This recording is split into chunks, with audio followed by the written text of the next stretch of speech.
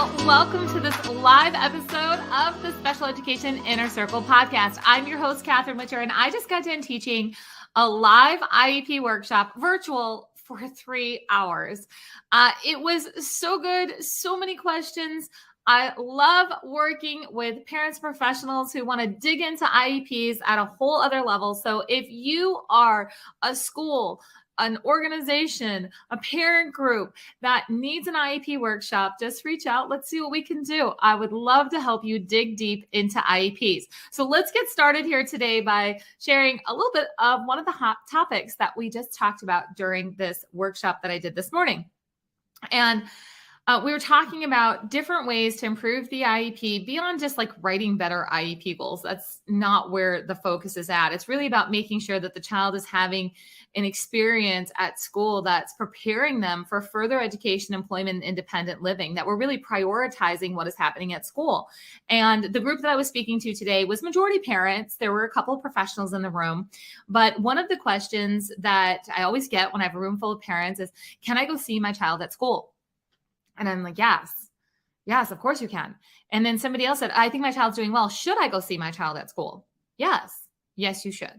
So here's 3 things to look for when you go see your child at school. Now, I just want to make it clear that you going to see your child at school is not so you can go catch anybody doing anything wrong at school. This is really so you can be an equal member of the IEP team and help make decisions that make sense for preparing your child for further education, employment, independent living. It's like if you don't know what you don't know, right? So you got to go seek some more information.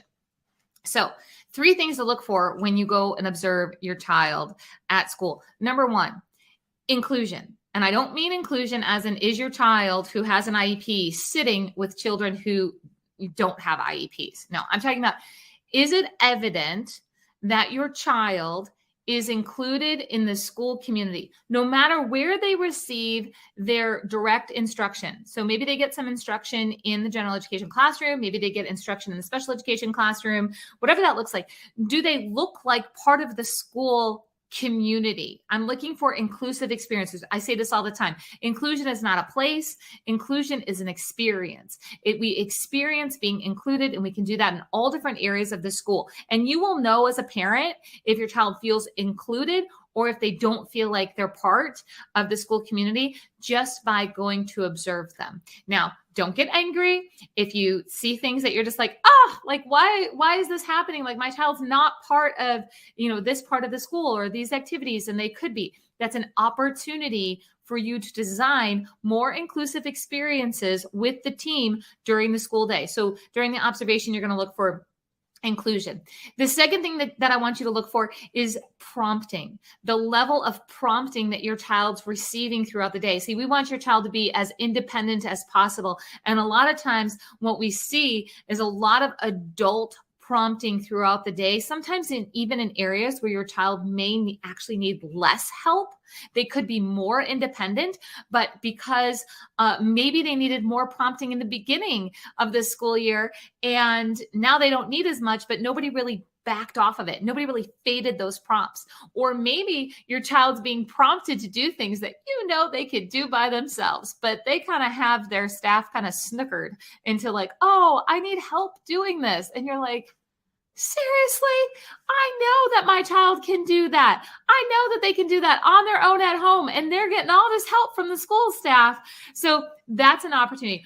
Or maybe you're seeing an area where your child's struggling, like, oh, with a little bit of help, they could actually do that. So you want to be looking at prompting and the supports and how they're being implemented and what's happening there. So the third thing that I want you to do when you go and you observe at schools, I want you to be curious. I want you to be ready to ask questions.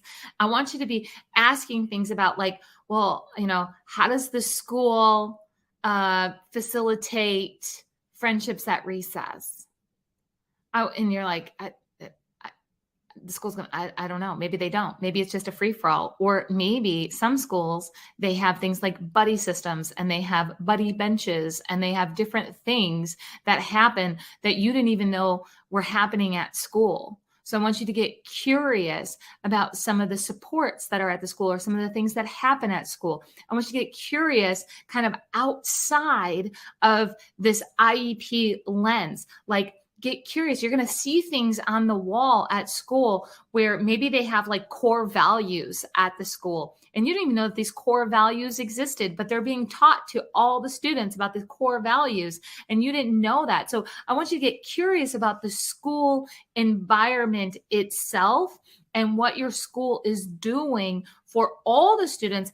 And then make sure that your child is included in those practices or in those conversations that are happening throughout the school.